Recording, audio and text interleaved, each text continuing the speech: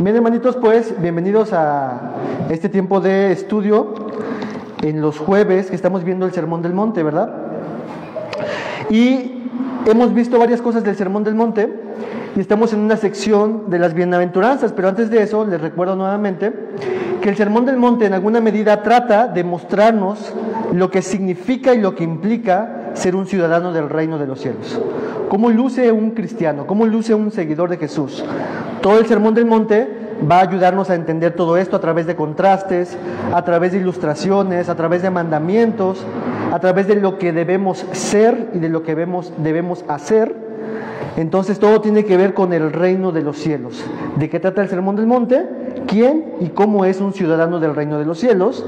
Hay temas que se van a ver en el Sermón del Monte como la justicia y varios aspectos que más adelante vamos a ir viendo poco a poco. Y estamos detenidos un tiempo en lo que llamamos las bienaventuranzas. Y el día de hoy vamos a examinar un poquito más de estas bienaventuranzas. Así que acompáñame a tu Biblia, a Mateo capítulo 5, para poder darle lectura a las bienaventuranzas que ya hemos estudiado y la que vamos a estudiar el día de hoy. Mateo capítulo 5. Y me gustaría que, de ser posible, puedan leer las hermanitas el versículo 1. Vamos a leer desde el versículo 3. Las hermanitas el versículo 3, los hermanos el versículo 4, y así todos terminamos hasta el versículo 9, por favor. ¿Ok? ¿Lo tenemos, hermanos, en sus Biblias? Hermanitas, comenzamos con ustedes con el versículo 3. Adelante. Bienaventurados los pobres del espíritu, porque de ellos es el reino de los cielos.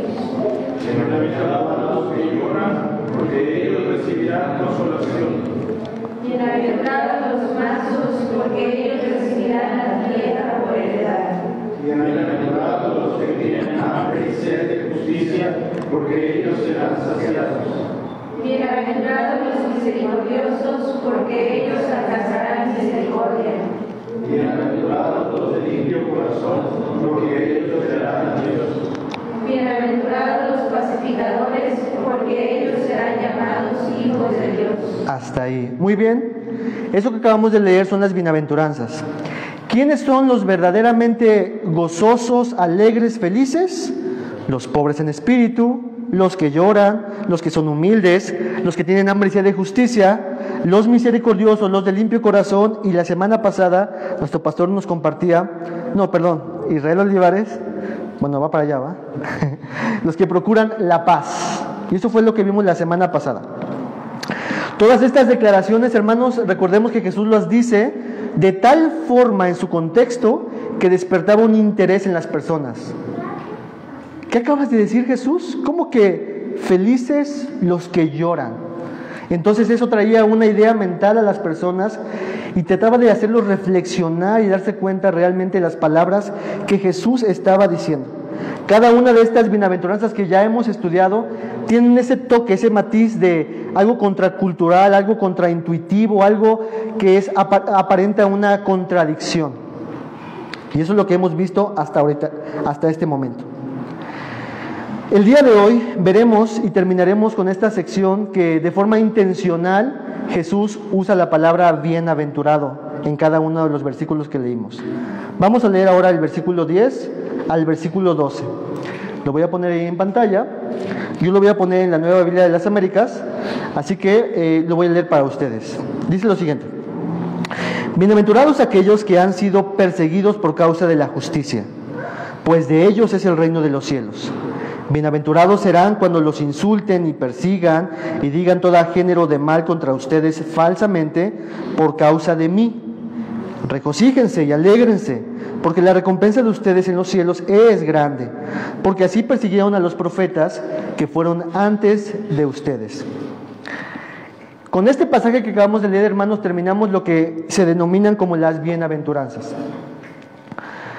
9 veces la palabra bienaventurados aparece en esta sección que ya hemos leído todos juntos y enfatiza mucho el hecho de eso. Lo que Dios quiere es ayudarnos a entender que la vida del cristiano realmente es una vida bienaventurada, dichosa, feliz, alegre, más que alegre, de la cual las circunstancias no quitan, ni minimizan, ni menguan el estado bienaventurado. Y lo que veremos el día de hoy, vamos a estudiar este pasaje del versículo 10 al versículo 12. ¿Qué podemos aprender de este pasaje? ¿Qué nos enseña acerca de los hijos del reino de Dios? Vamos a mirar 4 aspectos, ¿ok? Y si alguien tiene algún comentario, alguna duda mientras vayamos avanzando, por favor, este es un momento de estudio, ¿va? Entonces, punto número 1. ¿Qué nos enseña esta sección, este pasaje? Punto 1 es una bienaventuranza que presupone conflicto del mundo ¿hacia quiénes? Hacia los hijos del reino. Recordemos que habla del reino de Dios. El Sermón del Monte habla de los hijos del reino, los que pertenecen al reino de Dios, y contrasta a los que no forman parte del reino de Dios. Entonces, lo que acabamos de leer, de alguna manera presupone que habrá un conflicto del mundo hacia los hijos del reino de Dios. Ahora, preguntémonos lo siguiente, hermanos. Hasta antes de leer esta bienaventuranza, ¿cuál debería haber sido la reacción del mundo con aquellos que, por ejemplo, en el versículo 9, son pacificadores? ¿Qué acaso el mundo no espera que la gente busque la paz? ¿Verdad que sí buscan la paz? Normalmente lo que les preguntan a las Miss Universo, ¿no? Vemos ahí videitos, ¿no? ¿Qué es lo que quieres para el mundo, no? Yo quiero la paz. Todos queremos la paz. Bueno, el cristiano es uno que busca la paz. No solamente eso, sino el versículo 7 de Mateo 5 habla que los hijos del reino son misericordiosos. Y en el versículo 5 nos habla que son humildes o mansos. Es decir, un ciudadano del reino de Dios es humilde, manso, es misericordioso, es pacificador. ¿Y cuál debería ser la respuesta del mundo hacia este tipo de personas? ¿Cuál debería de ser, hermanos? Lo que podríamos pensar es que si tú no estás buscando pleito, si tú eres misericordioso, si tú eres manso y humilde, entonces en alguna forma lo que normalmente se esperaría es pues que te traten de la misma forma, en alguna forma. Pero lo que presenta esta bienaventuranza es totalmente lo opuesto. En el mundo se nos dice que si tú tratas a alguien de cierta forma, eso mismo se te va a regresar a ti, ¿no? Como la idea del karma. Pero aquí lo que vemos es algo contracultural, porque está diciendo, estos que buscan la paz, ¿qué recibirán? Un conflicto, una guerra, una persecución. Esos que son misericordiosos, que se compadecen del que está en miseria, esos serán perseguidos. ¿Se dan cuenta lo contraintuitivo con todo esto? Esos que son mansos y humildes serán perseguidos.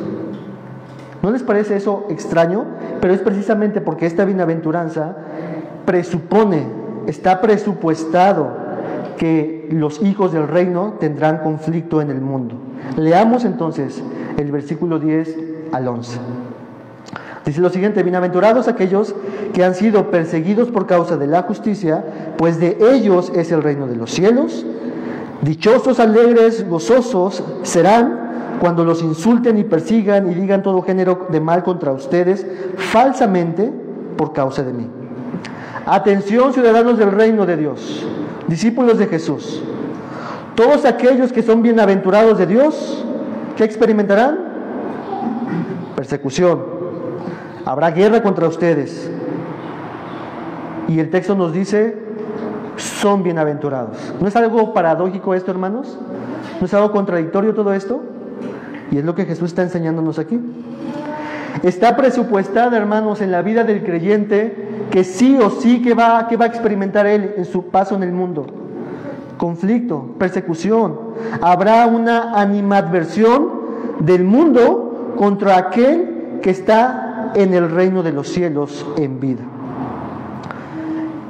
Por lo tanto, es bien claro, hermanos, por todas las partes de las Escrituras, que un verdadero cristiano, un hijo de Dios, sí o sí padecerá este tipo de conflicto en su vida.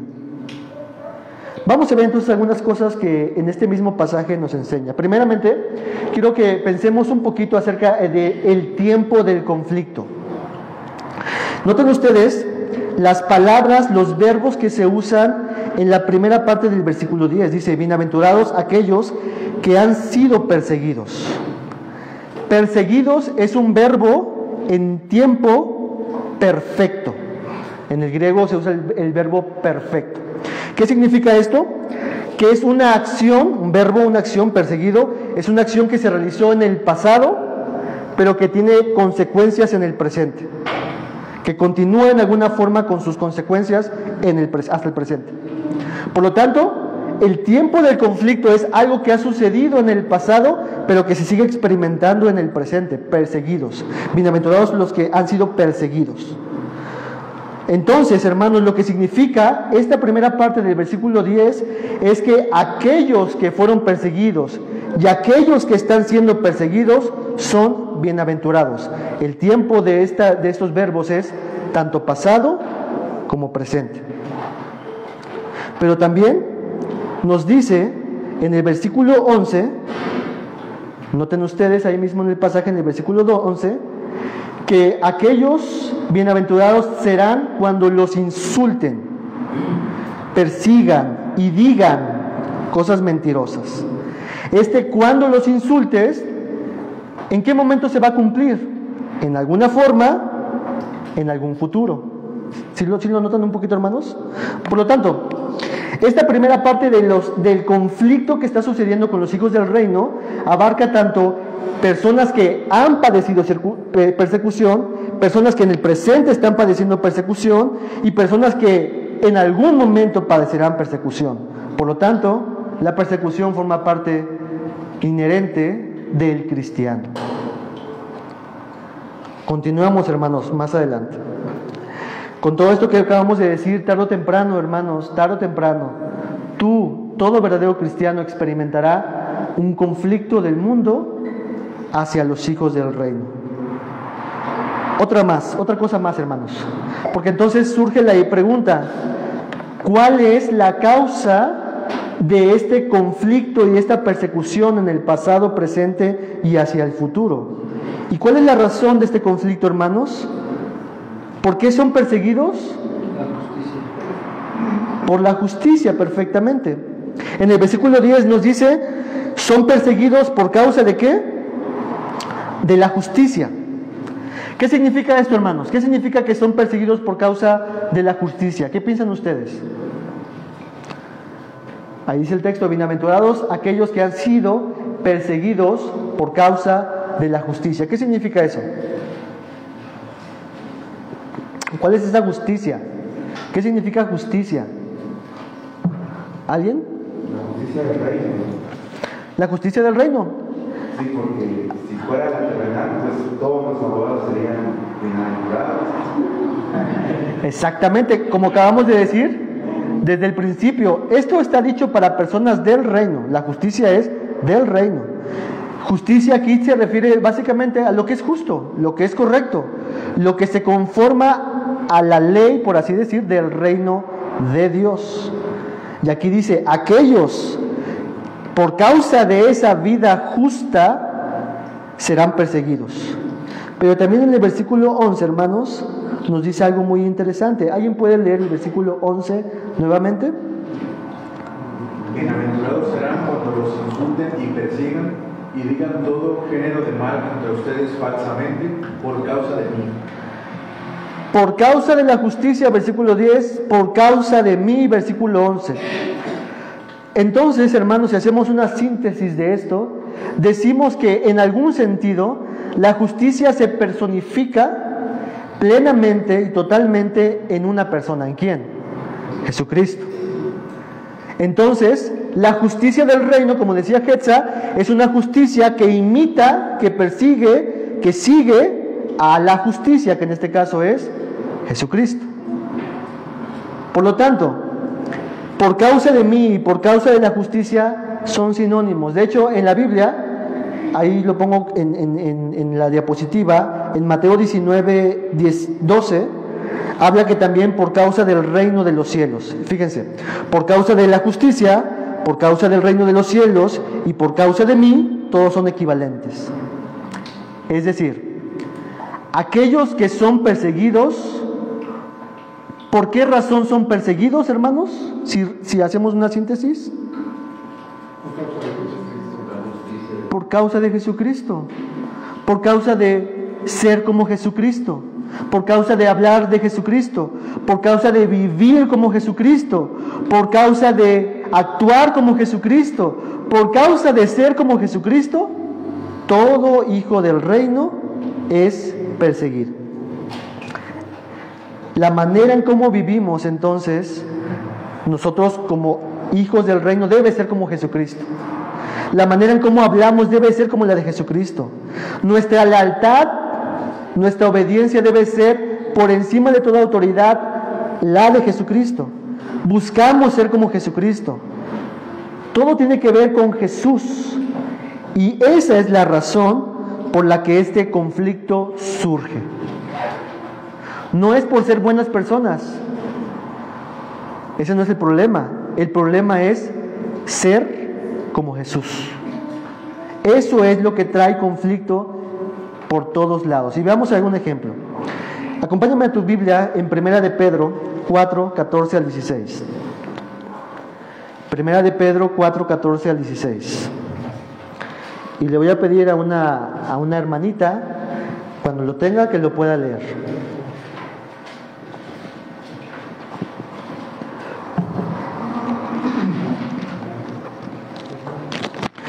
Primera de Pedro 4, 14 al 16.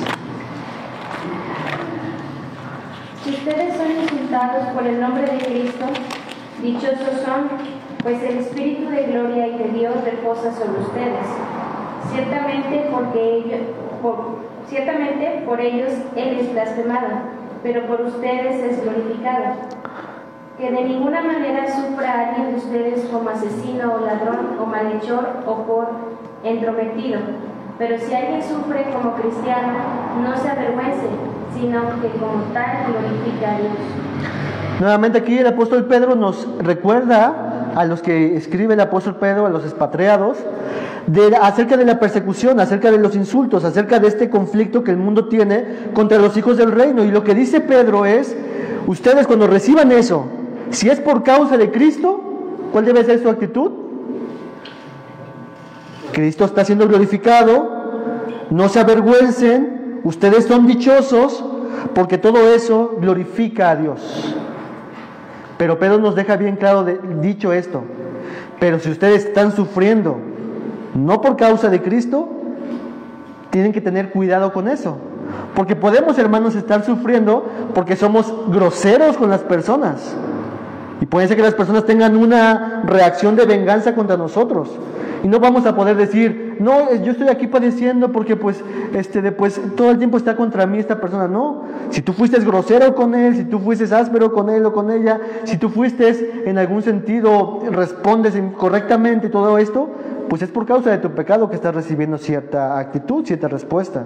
Pero lo que Pedro nos está diciendo es, asegúrense que su sufrimiento, su persecución, los insultos que tienen, todas estas cuestiones, sea por causa de Cristo. Si es por eso, no se preocupen. Esto traerá gloria a Dios. Alégrense, regocíjense, no se avergüencen, glorifiquen a Dios, porque su causa Dios la tiene en sus manos.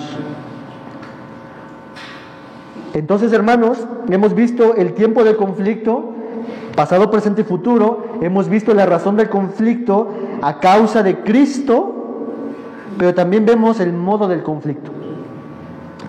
Versículo 11, bienaventurados serán cuando los insulten. El modo del conflicto, una de las cosas que señala Jesús es el insulto. El testimonio, hermanos, vivo de toda la cristiandad, de los cristianos fieles, es que provocará toda clase de insultos, burlas, escarnios, sarcasmos contra aquellos que creen en Jesucristo. Acompáñenme a algunos ejemplos en la Biblia. Vamos al Evangelio de Juan, Juan capítulo 9, versículo 34.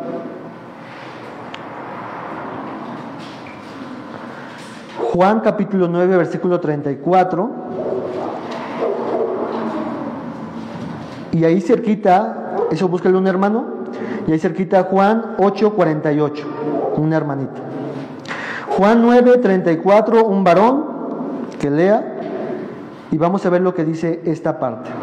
Respondieron y le dijeron: tú naciste del todo en pecado, y nos enseñas a nosotros. Y le expulsaron. ¿Qué están haciendo ahí los fariseos con Jesús? En alguna forma lo están denigrando, están diciendo: tú provienes de una relación adúltera. Se creía, o pensaban algunos, se corría el rumor de que María tuvo unas relaciones con otra persona y que realmente José no es su esposo, y etcétera. Y entonces aquí los fariseos están diciendo: ¿y tú qué nos vas a enseñar si tú naciste en pecado? Y se están burlando de Jesús. Capítulo 8, versículo 48, una hermanita.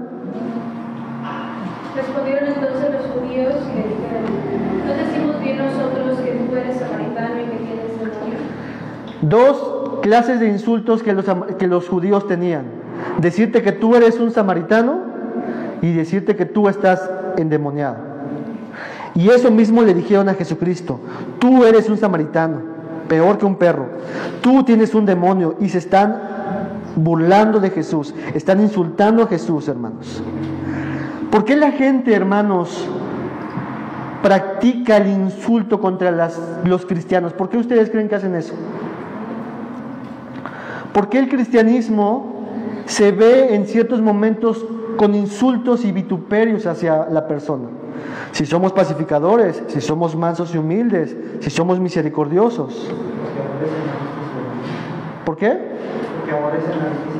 Porque aborrecen la justicia, hermanos. En alguna forma, hermanos, lo que tratan de hacer es descalificarnos a la persona y así no tener que atender con lo que estamos diciendo nosotros. El insulto a veces termina siendo como un escudo que las personas usan para llamarnos fanáticos, hipócritas, puritanos, estrecho de mente, retrógrados, con tal de que el mundo no lidie con el mensaje que predicamos, con la luz que les traemos. Y el mundo no quiere, la Biblia lo dice. Cuando la luz apareció en el mundo, ¿qué hizo las personas? Huyeron de la luz. Insultos. ¿Qué más? Versículo 11 de Mateo 5:11 nos dice: persigan, persecuciones. Y esto, hermanos, como ya lo hemos visto en el libro de Hechos de los Apóstoles, ¿se dan cuenta que poco a poco empieza a hacer esto? De hecho, si se dan cuenta, empiezan en alguna forma con burla. Esos están borrachos, ¿no? Después empieza poco a poco a incrementar más y más, y esto, a hacer injurias, a hacer burlas, a hacer menosprecios. Esos galileos, ustedes que nos van a enseñar, y terminan poco a poco avanzando más hacia la persecución, en donde ya en Hechos capítulo 8 vemos a Pablo persiguiendo a los cristianos. La persecución, hermanos. Por varios escritos, hermanos, de los primeros siglos, sabemos que la persecución fue algo muy fuerte para los primeros cristianos. ¿Qué es lo que hacían con los cristianos, hermanos, en el tiempo de Nerón? ¿Alguien se acuerda? ¿Cómo? Los leones. Incluso me parece que los ponían como antorchas en las calles diciendo: ellos se dicen ser la luz del mundo, burlándose, persiguiéndolos. Y así, hermanos, continúa la persecución. La persecución no solamente es la actividad sistemática de ir y buscarte y apresarte, sino la actividad de persecución implica el ostracismo, el rechazarte, el recluirte, el hacerte hacia un lado, el quitarte ciertos privilegios. Todo esto implica la persecución, hermanos. La persecución siempre ha sido el destino que el pueblo de Dios ha experimentado. ¿Quién fue el primero que experimentó una persecución o una actitud de animadversión en la Biblia? ¿Quién fue el primero? A veces es pregunta de examen. Abel. ¿Y por qué Abel? Porque era justo, ¿no? ¿Se dan cuenta cómo es que Caín, al ver la actitud de Abel, entonces lo que él hace es tratar de quitarse de su vista a su hermano Abel? Caín mató a Abel. José con sus hermanos, Moisés fue vituperiado una y otra vez, a Samuel lo rechazaron, a Elías fue despreciado, Jesucristo mismo fue despreciado por el pueblo, a Esteban lo apedrearon, a Pedro y Juan los apresaron y después los golpearon, todos los apóstoles, a excepción de Juan, murieron por persecución, la mayoría de ellos, a Santiago lo decapitaron, y eso continúa, hermanos, constantemente. Ahora, yo a veces sí me he preguntado, ¿y eso cómo luce en nuestros tiempos, hermanos? ¿Cómo un cristiano es perseguido en nuestros tiempos? ¿Cómo ustedes piensan que recibimos esta actitud? A través del rechazo y la exclusión. A través del rechazo y la exclusión. A través de decir, si tú no haces esta cosa en el trabajo, te despido. A través de la exposición pública diciéndote, miren, aquella persona es un machista, ¿no? Por ejemplo, o una persona retrógrada, ignorante, tonta, y toda la gente empieza a separarnos. Y eso es lo que experimentaban en aquel entonces, hermanos, y de esto nos habla la bienaventuranza. Pero termina también ahí con las calumnias, versículo 11 de Mateo 5:11, y dice el texto, y digan todo género de mal contra ustedes falsamente. Otra forma de persecución es la destrucción de la reputación de una persona a través, no de la verdad, sino a través de la mentira, de la crítica, de la difamación. ¿Saben una de las cosas por las cuales difamaban y acusaban falsamente a los cristianos de la época primitiva? ¿Alguien sabe un poquito? ¿Qué es lo que decían de ellos? Decían que tenían orgías, decían también que eran caníbales. Los acusaban falsamente de que, oigan, estos dicen que se llaman hermanos unos con otros, se tienen mucho amor, se reúnen constantemente. Estos seguramente están haciendo algo totalmente indecente, inmoral, etcétera. Dicen que comen el cuerpo de Cristo, son caníbales. Es bien conocido, hermanos, parte de la injuria, la calumnia que Nerón propagó contra los cristianos, diciendo que los cristianos, ¿qué han hecho con Roma? La han quemado. Y entonces empieza una persecución. Esto, hermanos, ha pasado a través de la historia constantemente. Y lo que estamos diciendo con todo esto, hermanos, es que esta bienaventuranza presupone un conflicto, sí o sí, con los verdaderos hijos de Dios.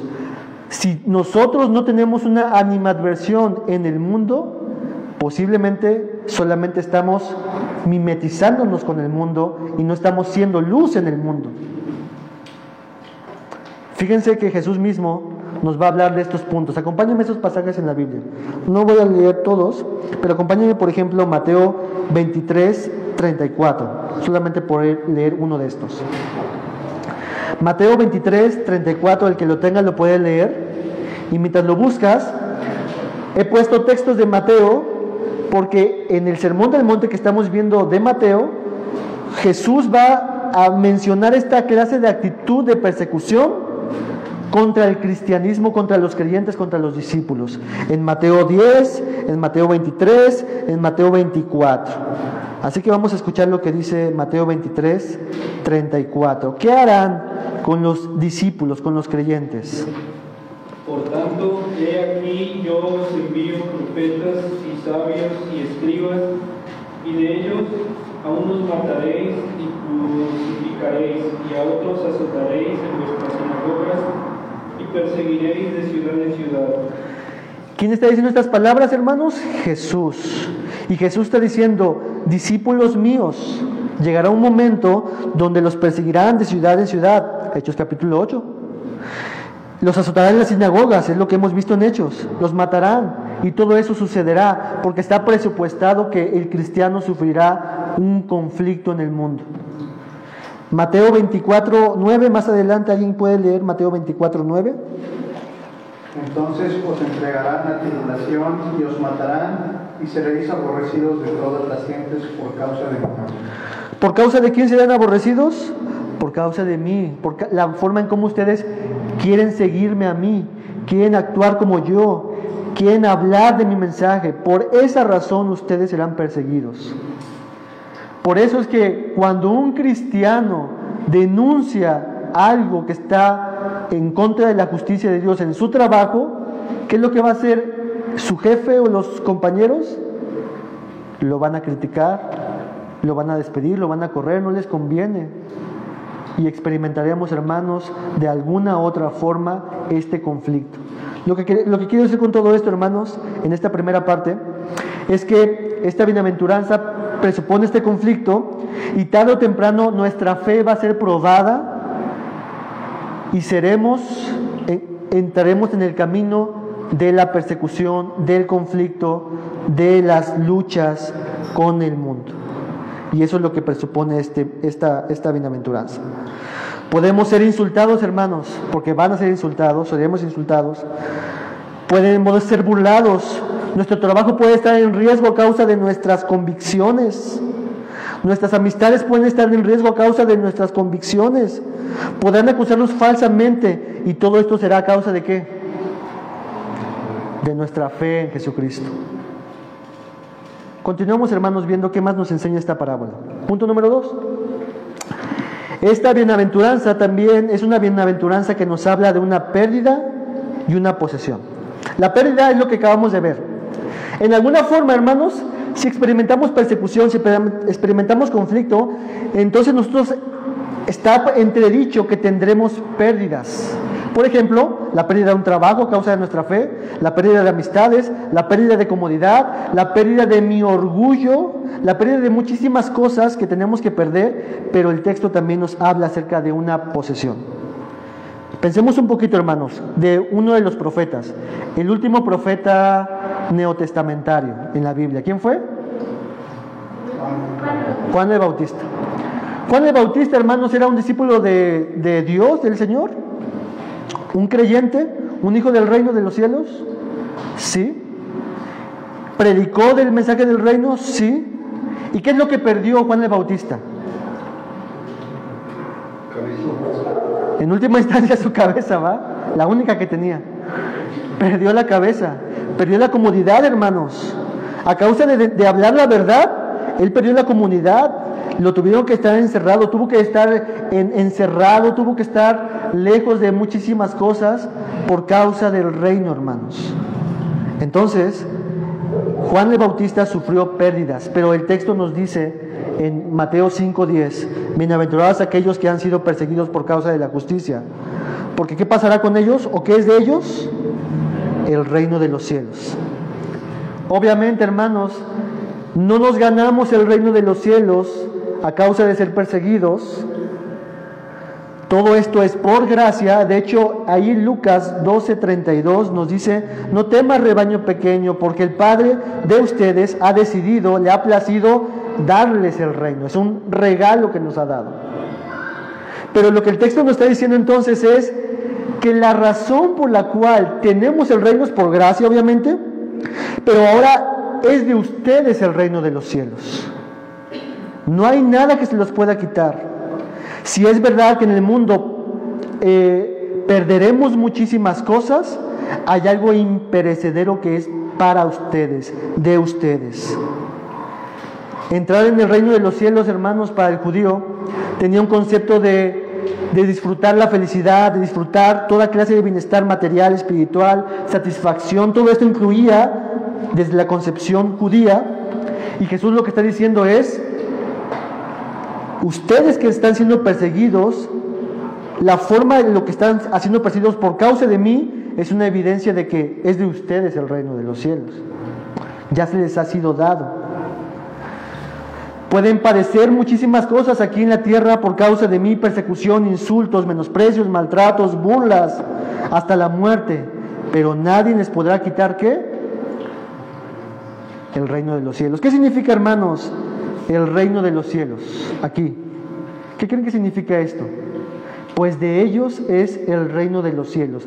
¿Qué es nuestro? ¿Qué es mío? ¿Qué es tuyo? En el Señor. Ahí empezamos a citar promesas. Por ejemplo, Dios es consolador. Él es mi consolador. De ellos es la esperanza que no perece. De ellos es una paz que el mundo no conoce. De ellos es el gozo que no se amedrenta en las circunstancias. De ellos es todo lo que Dios es para ellos. La idea del reino de los cielos es: yo soy tuyo y tú eres mío. La posesión que tenemos es: Cristo es mío y Él y yo soy suyo eternamente y para siempre. Y aunque seamos perseguidos, calumniados y todas estas cuestiones que hemos visto, Él es mío y yo soy suyo. Y todo lo que Él es mío. Y todo lo que yo soy de Él. Y no hay posibilidad de que esto se rompa, hermanos. Toda consolación, toda esperanza, toda paz, todo gozo, todas las bendiciones espirituales nos han sido dadas. Efesios capítulo 1.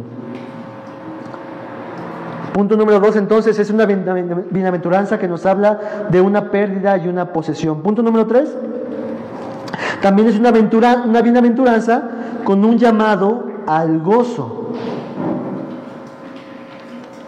Noten ustedes muy bien, hermanos, el versículo 12 de Mateo capítulo 5. Porque hay algo muy extraño que sucede en este pasaje a diferencia de los demás pasajes. Y los estudiantes de aquí del seminario, puede ser que quizás vean ahí que hay unos numeritos allá arriba, ¿verdad? ¿Sí los ven? Esos son los números de morfología. La morfología es la forma de cómo está construida esta palabra, ¿va? Entonces, la primera palabra es un verbo. Y por primera vez en las bienaventuranzas aparece un verbo en un sentido presente, activo, pero imperativo. ¿Qué es lo que nos está diciendo aquí? Es una orden, una ordenanza.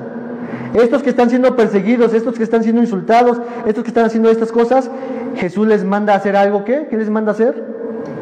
Regocíjense. Y también de la misma forma el siguiente verbo, alégrense, es también un verbo presente, medio o pasivo, imperativo. O sea que lo que Jesús está haciendo es: les ordeno que cuando pasen por esas circunstancias, ¿qué tienen que hacer ustedes? Regocíjense, alégrense, gócense. No hablamos de un cristianismo, ¿cómo sería? ¿Masoquista? ¿Sí es masoquista? Que nos gusta sufrir. Pero cuando suceda esto por causa de mí, Jesús dice: ahí, obedézcanme, gócense, alégrense. Es un mandato, hermanos. Alégrense. ¿Y por qué un discípulo que está atravesando el conflicto del reino de las tinieblas, que está presentando todas estas cuestiones de insultos, calumnias, debería de gozarse? ¿Por qué deberíamos de gozarnos, hermanos? ¿Por qué ustedes creen que deberíamos de gozarnos? ¿Cómo, hermano? Exactamente, por lo que el texto nos dice. ¿De qué debemos alegrarnos y por qué debemos alegrarnos? ¿Y qué nos manda Dios Jesús a alegrarnos?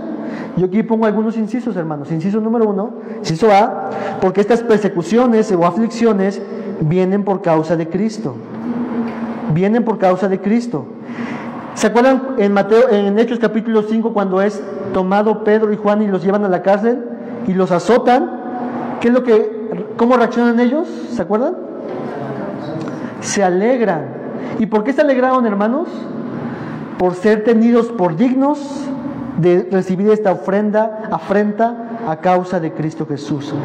Cristo me está haciendo partícipe de su sufrimiento. El sufrimiento que padeció Cristo aquí en la tierra, yo estoy siguiendo a Jesucristo y Él me está haciendo partícipe de su mismo sufrimiento. Y ahora, hermanos, realmente Jesucristo padeció todo a causa de nosotros.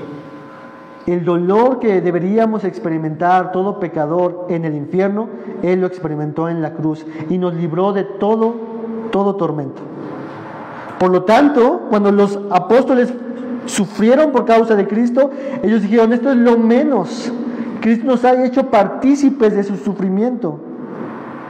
Así que lo que el texto nos dice es que recibamos las aflicciones con gozo, porque es por su causa, si es que lo está haciendo por Dios. Acompáñame un texto en la Biblia, ahí en Filipenses 1:29. ¿Alguien pueda leer Filipenses 1:29, por favor? Porque a vosotros os es concedido a causa de Cristo no solo que creáis en Él, sino que también padezcáis por Él. ¿Qué se nos ha concedido desde el momento que creímos en Cristo?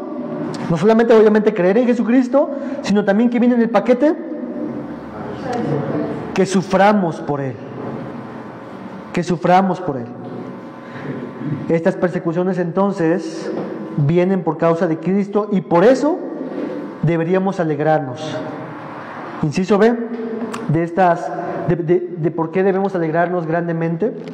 Inciso B, porque estas persecuciones, aflicciones, nos vinculan con la familia y pueblo de Dios. Miren lo que dice Mateo 5:12. Regocíjense y alégrense. ¿Y por qué debemos hacerlo? Porque así persiguieron a los profetas que fueron antes que ustedes. No debemos pensar, hermanos, que lo que nos está pasando o te va a pasar o te ha sucedido es algo anormal, sino que forma parte de lo que le ha sucedido a todo el pueblo de Dios y que tenemos una gran nube de testigos de la cual han pasado por ese mismo camino y que nos han dado ejemplo para permanecer fieles al Señor. Y lo que dice Jesús es, estos profetas y su destino es el mismo destino que ustedes tendrán aquí en la tierra, pero es el mismo destino que tendrán en la eternidad. Acompáñenme ese texto en la Biblia, si se puede ver, Santiago 5:10. Acompáñenme ese pasaje en la Biblia y si alguien lo puede leer, adelante. Santiago, capítulo 5, versículo 10.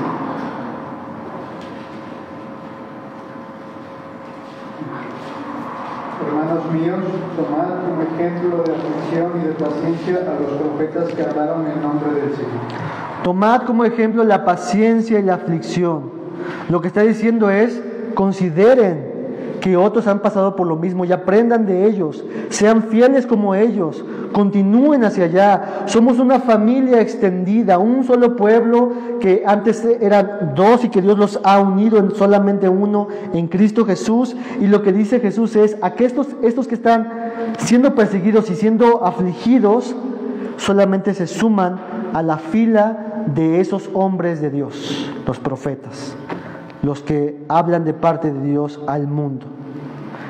Por eso debemos de alegrarnos de que formamos parte de la familia del Señor. Inciso C, debemos alegrarnos grandemente. ¿Por qué? Porque estas persecuciones y aflicciones son temporales y nos espera una gran recompensa en el cielo. El texto del versículo 12 dice, regocíjense y alégrense porque la recompensa de ustedes en los cielos es grande.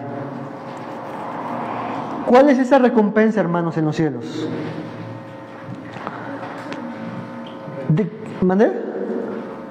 ¿De qué tipo de recompensa está hablando Jesucristo aquí? ¿Cuál es esa recompensa? ¿Alguien? ¿Qué piensan que es esa recompensa?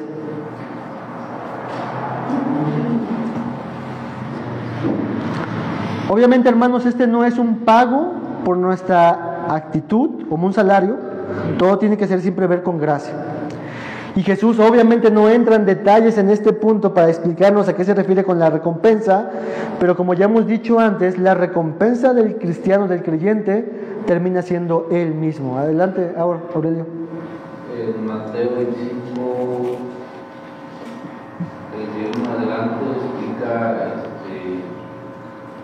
cuando está el juicio, dice a los de su derecha, venid benditos de mi Padre, y heredad del reino preparado desde la fundación del mundo, la herencia del reino.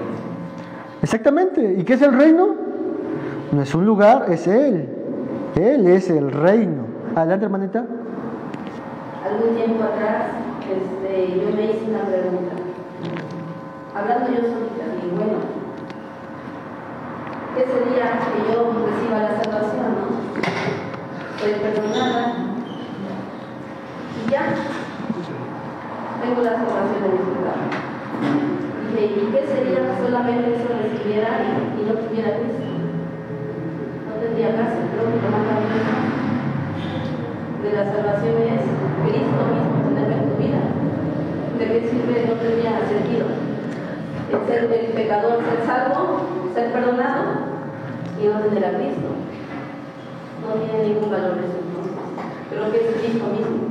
En última instancia, Él va a ser nuestro todo, ¿va? como no sabemos todavía lo que va a suceder allá, sin duda la recompensa que tendremos tendrá totalmente, estaremos satisfechos con Él, estaremos satisfechos en Él.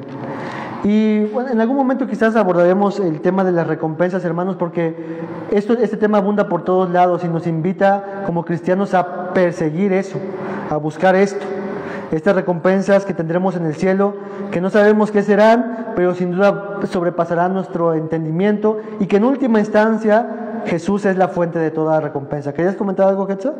Sí, hermano, a mí la verdad, pues francamente me desmotiva un poco que es hasta el cielo que voy a recibir una recompensa, que ante los ojos de los impíos podemos quedar avergonzados, ¿no?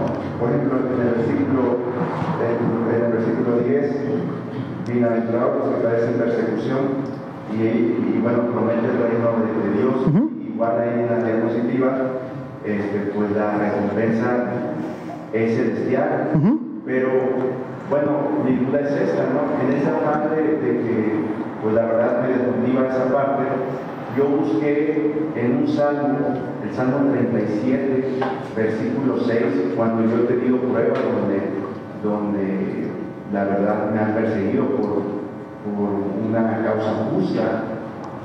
Busqué el Salmo 37:6 que dice: Él exhibirá tu justicia como el mediodía y tu derecho como el amanecer, algo así. A eso se refiere, ¿no?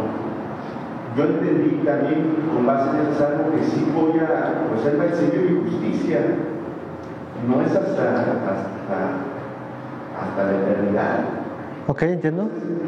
Yo creo que, bueno, no sé qué relación habría esto con el Salmo 37, versículo 6, donde Él promete exhibir nuestra justicia. Sí. Pues ahí lo que yo diría siempre es de que hay un sentido imperfecto y temporal que recibimos aquí en la tierra. Pero eso tarde o temprano perece. Por ejemplo, ¿tú crees que fue bienaventurado Juan el Bautista y que recibió recompensa? Exactamente, pero sin duda fue bienaventurado y recibió una recompensa. ¿Sí? ¿Va?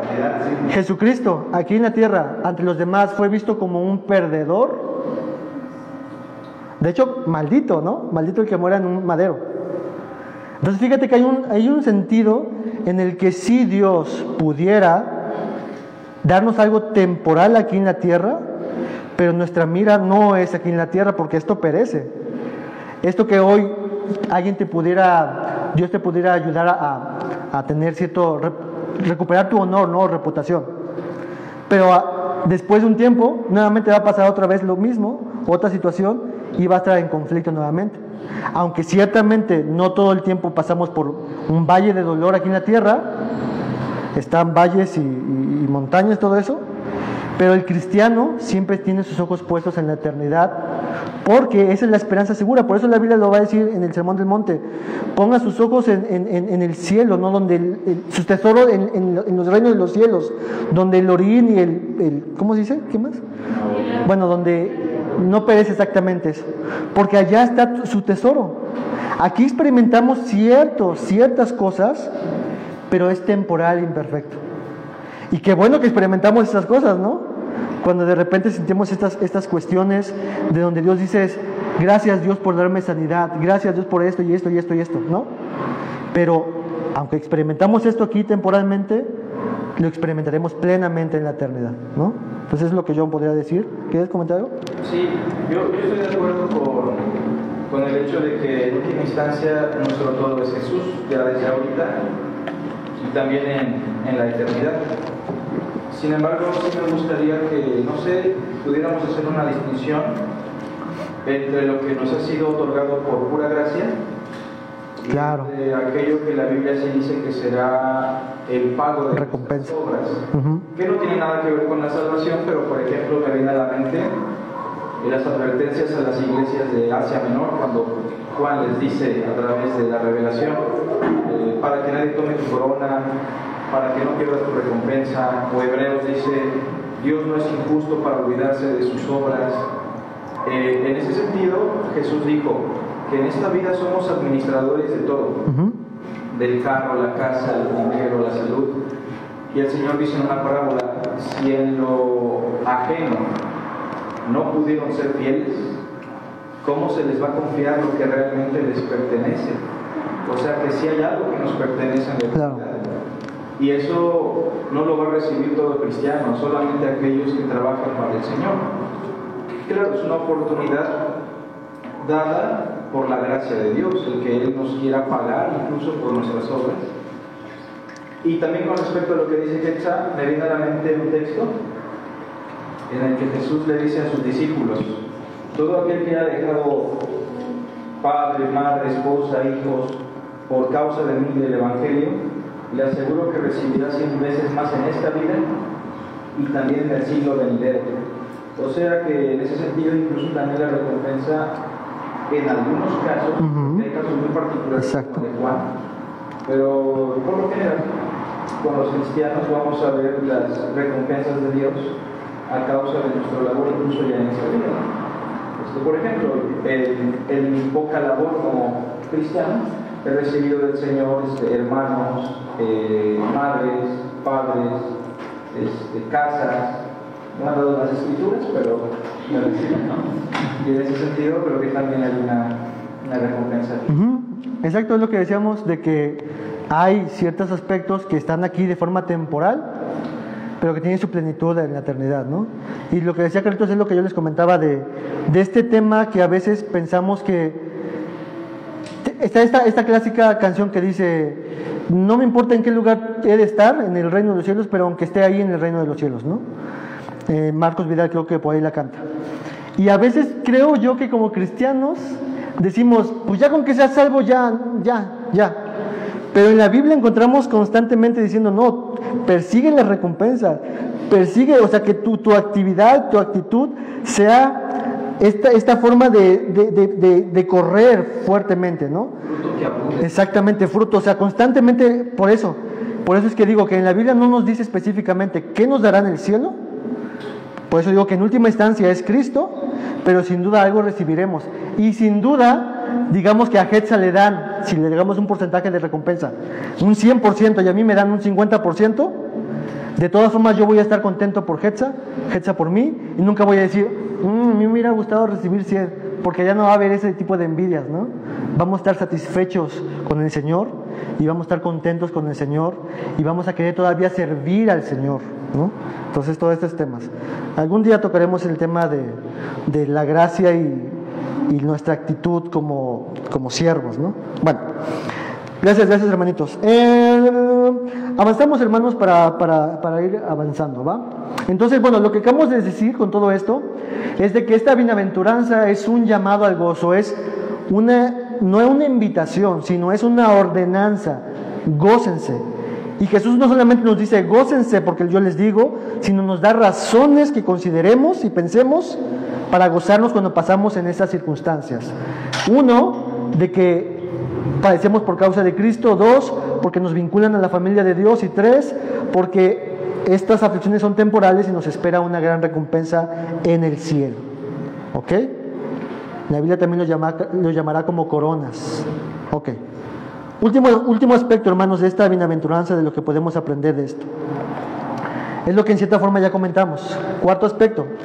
Esta bienaventuranza es una bienaventuranza que personifica o se personifica en la obra de Cristo. Jesús es el gran maestro, hermanos.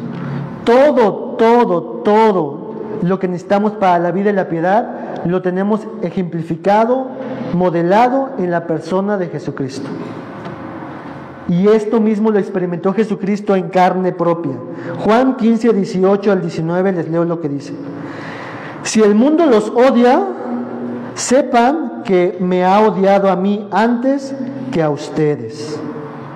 Si ustedes fueran del mundo, el mundo amaría lo suyo, pero como no son del mundo, sino que yo los escogí de entre el mundo, por eso el mundo los odia. A Jesucristo lo odiaron, hermanos, lo persiguieron, lo insultaron, todo lo que vimos en esta bienaventuranza. Y Jesucristo fue el bienaventurado, perfecto, que personifica esta bienaventuranza. Y lo tenemos, por ejemplo, en pasajes como Isaías 53, donde habla de su aflicción, donde habla incluso de su gozo. Jesucristo padeció todo por amor a la voluntad de su Padre, y hay muchos pasajes que ejemplifican todo esto. Acompáñenme a algunos pasajes, busquen por favor estos pasajes que están ahí, ya casi estamos por terminar, y esta es mi primera llamada de terminada, ¿verdad? Normalmente son 3 terminadas de llamada. Hebreos 12, 2 al 3, alguien vaya buscando 2 Timoteo 3, 12, y alguien vaya buscando Romanos 8, 35 al 39. ¿Va? Entonces, Jesucristo es quien personifica toda bienaventuranza, y en este caso estamos viendo la parte de bienaventurados los que son perseguidos. Hebreos 12, 2 al 3, ¿qué nos dice, hermanos? Por tanto, puesto que tenemos en derredor nuestro tan grande nube de testigos, despojémonos también de todo peso y del pecado que tan fácilmente nos envuelve y corramos con paciencia la carrera que tenemos por delante. Puestos los ojos en Jesús, el autor y consumador de la fe, quien por el gozo puesto delante de él soportó la cruz, despreciando la vergüenza, y se ha sentado a la diestra del trono de Dios. Consideremos pues aquel que soportó tal hostilidad de los pecadores contra él mismo, para que no se cansen ni se desanimen en su corazón. Cuando pasemos por aflicciones, pruebas, insultos, todas estas cosas que van a suceder como cristianos, ¿qué es lo último que nos dice Hebreos 12? Consideren aquel, vean que él sufrió, vean que él padeció. Como decía Hetza, en alguna medida Jesucristo aquí experimentó ciertos beneficios, pero tarde o temprano Jesucristo padeció y murió. Pero dice aquí, para que ustedes no se desanimen, alienten sus corazones al mirar cómo fue la hostilidad de Jesús con todo el mundo hacia él. ¿Ok? Hermanos, tarde o temprano seremos retados a hacer luz en tu trabajo, en tu escuela, en cualquier ambiente en donde te desenvuelvas, y recibirás hostilidad tarde o temprano, tarde o temprano. Y lo que este texto nos invita es, pongan los ojos en Jesús, en Jesús.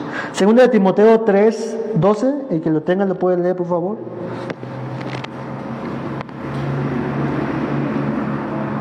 Y también todos los que quieren vivir piadosamente en Cristo Jesús padecerán persecución. ¿Queremos vivir piadosamente en el Señor? Sí, como cristianos sí. ¿Y qué es lo que dice el pasaje aquí que pasará con nosotros? Serán perseguidos, recibiremos esta hostilidad, hermanos. Nuevamente se enfatiza todo esto, y nuevamente fíjense que se apunta a Jesucristo. Y por último, hermanos, un texto que habla perfecto de todo esto. Romanos 8, 35 al 39. ¿Quién nos separará del amor de Cristo? ¿Tribulación, o angustia, o persecución, o hambre, o desnudez, o peligro, o espada? Como está escrito, por causa de ti somos muertos todo el tiempo, somos contados como ovejas del matadero. Antes de todas estas cosas somos más que vencedores por medio de aquel que nos amó, por lo cual estoy seguro de que ni la muerte, ni la vida, ni ángeles, ni principados, ni potestades, ni lo presente, ni lo porvenir, ni lo alto, ni lo profundo, ni ninguna otra cosa creada nos podrá separar del amor de Dios, que es en Cristo Jesús, Señor nuestro. Amén. ¿Quién nos podrá separar en la persecución del Señor? Nada, ni nadie. Y la invitación con todo esto es, con todo este tema de esta bienaventuranza, hermanos, es 1, saber que tarde o temprano estaremos en cierto momento. 2, recordar que si Jesús padeció y si sigo a Jesús, yo padeceré también como Él. 3, que Jesús está con nosotros y que a última instancia Él quiere que seamos leales a Él, seamos fieles a Él, a pesar de las adversidades, a pesar de las persecuciones, que recordemos que tenemos una recompensa, que recordemos que otros más han padecido, que recordemos que el mismo Jesús ha padecido, y que con todo esto Dios quiere que nosotros disfrutemos del gozo de ser hijos de Dios.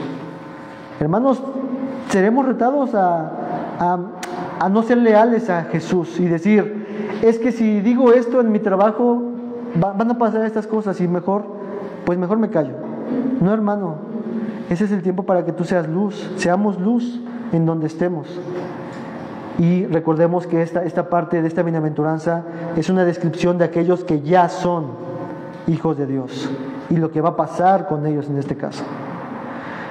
Hermanos, ¿alguna pregunta, algún comentario que quieran añadir? Hemos terminado con este momento. ¿Algo más que quieran añadir? ¿Comentar? Yo solo quisiera, hermano, leer un pasaje que justo el día de ayer escuchaba en el audio que compartimos en el grupo de mujeres, que habla providencialmente de eso, ¿no? De los sufrimientos que vamos a experimentar, las tribulaciones, pero como a pesar de todo eso Dios es bendito y siempre lo será, y Él mismo es el Señor de la consolación y Él mismo nos va a consolar, ¿no? Y tiene mucho que ver con esto. Dice así: bendito sea Dios y Padre de nuestro Señor Jesucristo, Padre de misericordias y Dios de toda consolación, el cual nos consuela en todas nuestras tribulaciones, para que también nosotros podamos consolar a los que están en cualquier aflicción, dándoles el consuelo con que nosotros mismos somos consolados por Dios. Porque así como los sufrimientos de Cristo son nuestros en abundancia, así también abunda nuestro consuelo por medio de Cristo. Amén, amén. Gracias, hermanita. 2 Corintios capítulo 1, va, para que lo tengan. Entonces, hermanos, este es el llamado. De todas las bienaventuranzas que hemos estudiado, con esta terminamos este bloque de bienaventuranzas. Esta es la única que incluye un mandamiento. Un mandamiento. Y el mandamiento tiene que ver incluso con el estado de bienaventurados. Es alégrense, gócense. No solamente de esto, sino de saber que tienen todo lo demás anterior de las bienaventuranzas. ¿Ok? Pues vamos a terminar con una oración, hermanitos. Si nadie más tiene algo que decir, vamos a orar. Señor, te damos muchas gracias por este momento donde nos recuerdas a tu pueblo, a nosotros, Señor, de este estado bienaventurado, Dios, que incluye momentos de tensión y de conflicto en este mundo, Señor. Así como tú experimentases aquí en tu paso en la tierra, Dios, dolor, sufrimiento, menosprecio, hasta la muerte, Dios, pero seguiste fiel a la voluntad del Padre. Señor, ayúdanos para poder seguir tus pisadas a ti, Señor.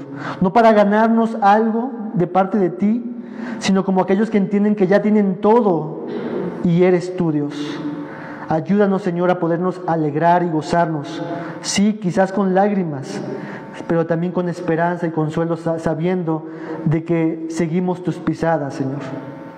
En tus manos está tu pueblo, Señor, que ya sea que estén pasando por esta situación o que quizá en algún futuro vayan a pasar por estas situaciones, Señor, esto que hemos visto el día de hoy sea un recordatorio, Señor, y que tu Espíritu Santo lo traiga a sus mentes, a sus corazones, de esta bienaventuranza que hemos visto, Dios. En tus manos estamos, Señor, y te damos muchas gracias por todo. En el nombre de Jesús. Amén.